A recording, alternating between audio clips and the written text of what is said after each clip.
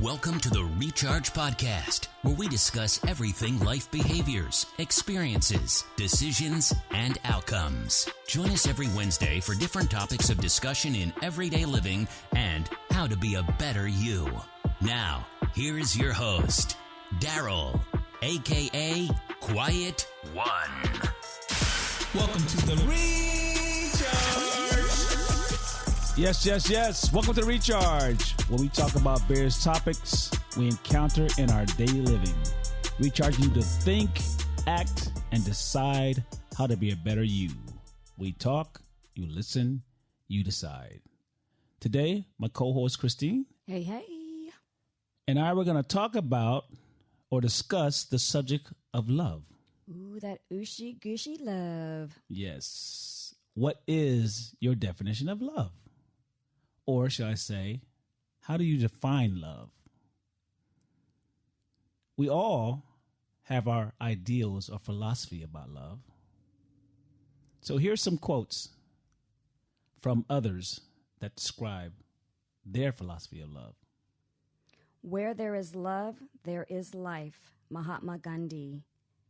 Have enough courage to trust love one more time and always one more time. Maya Angelou. Lots of people want to ride with you in the limo, but what you want is someone who will take the bus with you when the limo breaks down. Oprah Winfrey.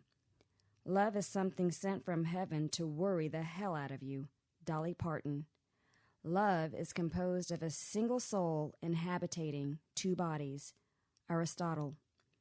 Being deeply loved by someone gives you strength, while loving someone deeply gives you courage. Lao Tzu.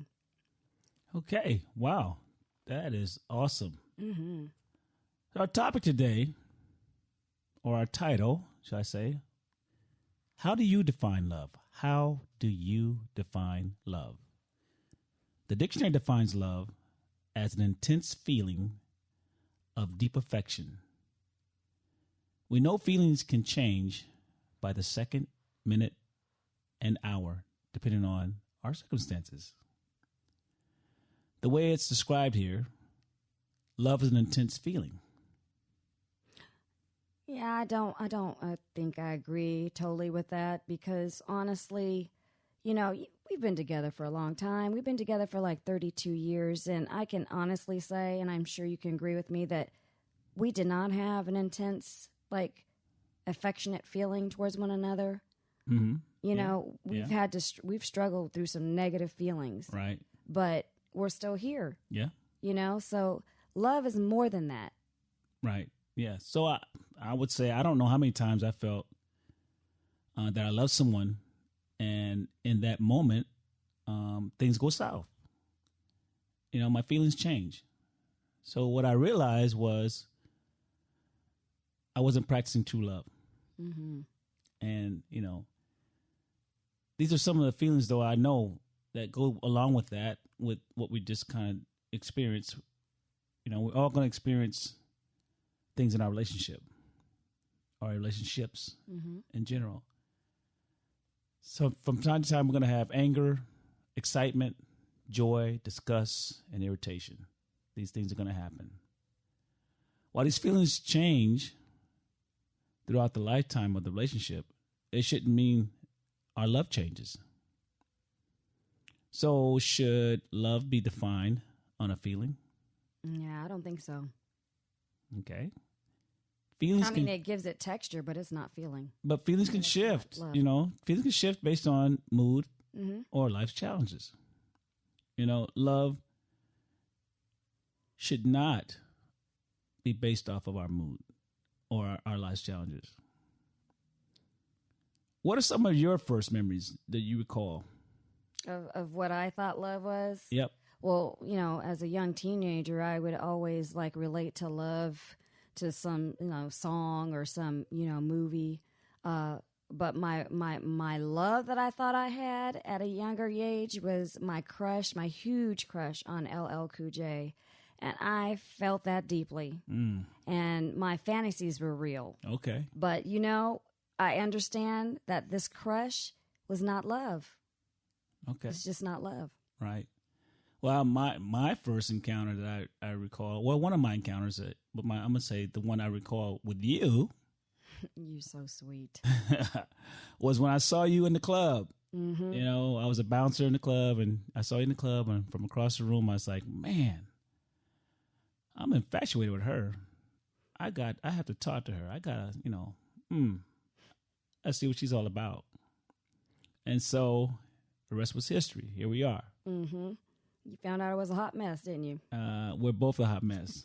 So two hot messes, we got to clean it up. So We had to learn today, didn't we? yes, we have to learn today, Yes. as Kevin Hart would say. So, it's a part of the experience. And so let's talk about the spiritual aspect of love. Let's talk about that. Okay, let's do it. So if feelings change, how could love be defined by a feeling? I can't. So what is it? What is it? The spiritual principles of love are mentioned in the book of Corinthians. And what does it say? What is it saying? Okay, well, here in Corinthians, 1 Corinthians 13, 4 through 8, it says that if I speak in the tongues of men or of angels, but do not have love, I am only a resounding gong or a clanging cymbal. If I have the gift of prophecy and can fathom all mysteries and all knowledge, and if I have a faith that can move mountains, but do not have love, I am nothing. If I give all I possess to the poor, and give over my body to hardship, that I may boast, but do not have love, I gain nothing. Love is patient. Love is kind. It does not envy. It does not boast. It is not proud. It does not dishonor others. It is not self-seeking. It is not easily angered. It keeps no record of wrongs. Love does not delight in evil, but rejoices with the truth. It always protects, always trusts, always hopes, always perseveres. Love never fails. Wow. Isn't that powerful? Yes, very this powerful. Is one of my favorite passages. I had to even get like a tattoo that says "Love never fails," and I appreciate me supporting me in that. Oh, no problem. I know what you're talking about. Yes. So, there's a lot to unpack in this passage. Yes. And you can go back later and look at it for yourself. Mm-hmm, absolutely. As a listener, you can go back and look at it for yourself and find out. Yeah, as a guideline, because we're learning what love is, and we didn't know what it was. I mean, we were based off of what we were taught, what we were exposed to, but to look at this as a guideline, we have a foundation to come back to. So what I've done was, throughout the years, I would post this on our refrigerator, and we would read it, and it would be a reminder. Right. When things got tough, because, life happens and feelings were not very loving, so we had to redirect that energy and get our love back on track. Right. So in the beginning, we defined from the dictionary's interpretation, that is, what love is. And we see here, it was an intense feeling of deep affection as it's defined. We know this type of love, or this type of feeling-based love, that is subject to change, and you cannot make it your standard. It's just not solid, and we know change is inevitable. Mm-hmm. Let's look at 5 practicals on true love. Okay. So let's get into it. Going back to what we just read, we understand that, number 1, doing great things does not equate to love, but you can do great things with love.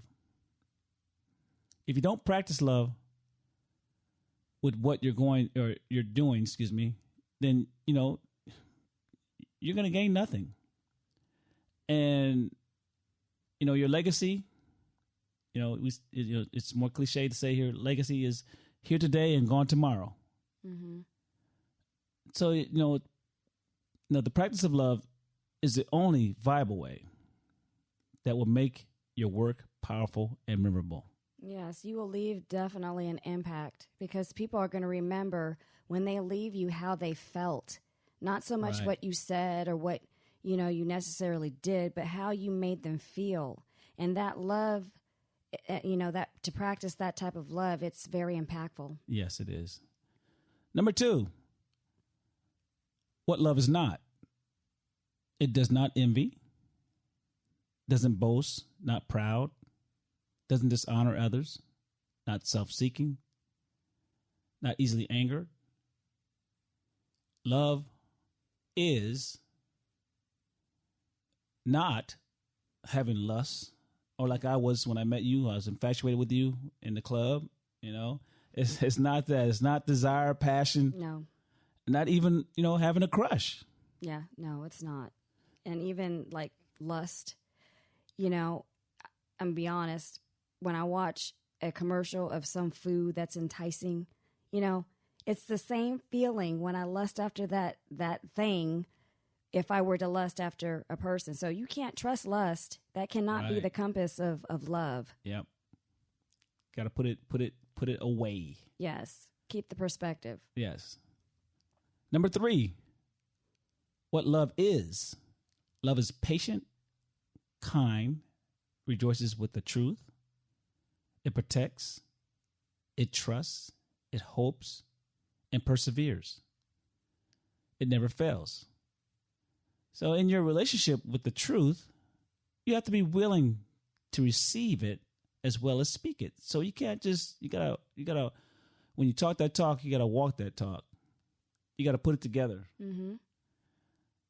And the other part I was talking about also perseveres, right? So you think about when you persevere in something, you're gonna practice that. You're gonna be practicing and practicing and practicing. You're gonna go at it. Like a person that's a musician, they're gonna practice that instrument. Like a person that's a dancer, they're gonna practice those different dances. Like a person that's an athlete, they're gonna practice that athletic skill that they're gonna work at. Or even a soldier, they're gonna keep practicing how to work the maneuvers and whatnot. They're gonna keep doing those things they need to know.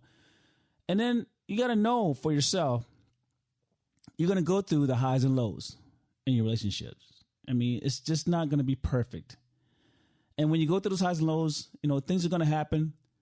And that's when you have to dig even deeper. Mm-hmm. That's when the perseverance even locks in. You got to engage yourself and work towards being better. Definitely. Because it's going to happen. And, it's just inevitable. Yes. So number 4, this is spiritual love. It applies to all relationships, not just the committed ones. Have love towards yourself. If you struggle with practicing love, maybe you want to pray about it. Maybe you want to get down on your knees, pray about it. And, you could even meditate on it. Think about it. Mm-hmm. Because, the Creator wants nothing more than for you to be a loving person. Yes, and also to add to that, practicing this spiritual love, you can apply this to your relationship with your parents, your siblings, Mm-hmm. to friends, to even to strangers. Right. Also to your enemies. Oh, yeah, that's a big one. Yeah, and also for those of us that, want to, take care of our earth, you need to also practice that love towards this earth and taking care of it and protecting it. Right. And also relating this spiritual love and how we react to God, the Creator. Mm-hmm. Are we exercising that same kind of love? If we're looking for this love, are we also practicing and giving it? Yeah. Yep. And of course, if you're praying and asking for it and believe it, why not? Why wouldn't He help you? Why wouldn't the Creator not help you? Exactly. And if you find that you're messing up a lot, it's okay. Pick yourself up. Be patient with yourself, because that's the first thing about love. Yep. Be patient with yourself and continue to work. Yeah. Continue to practice. You'll get better. Yep. So number 5, what stops us from being a loving person? What stops us from being a loving person? We know based off of our journey that fear stops us from loving someone, mm-hmm. or even loving ourselves. So you have to really think about that. Mm-hmm. I have a practical in terms of that. You know, when I moved to Texas, I didn't have any friends because we moved from Arizona. I had a group of friends that I would hang out with. But here, I had to work on that. So I had to work on my fear. I had to open myself up, introduce myself to people, and, you know, start conversations and give of myself in that way.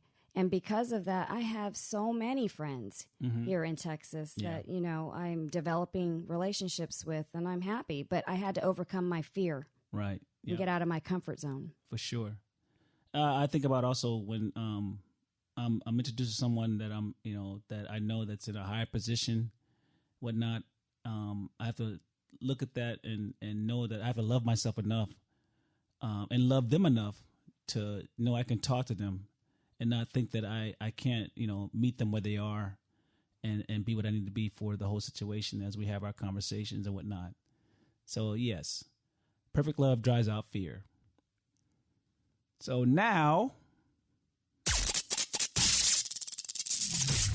it's time for Call to Action. This is where you decide on the takeaways from the message. Yes. CTA, call to actions. What are you going to take away from this message? Where is your love today? Living in a spiritual love should not be consistent, or should be, should I say. Living in a spiritual love should be consistent. You know, you want that. You want to be consistent because life changes, you know. But our approach to love should not. It should be the same. We should connect with that. We should apply the principle of spiritual love as we practice in our relationships with others. That's where we're going to be, the rubber meets the road. That's where we have to, you know, again, talk about perseverance, and we have to dig deep and working at those relationships, because relationships are challenging. Mm-hmm. Relationships are not easy.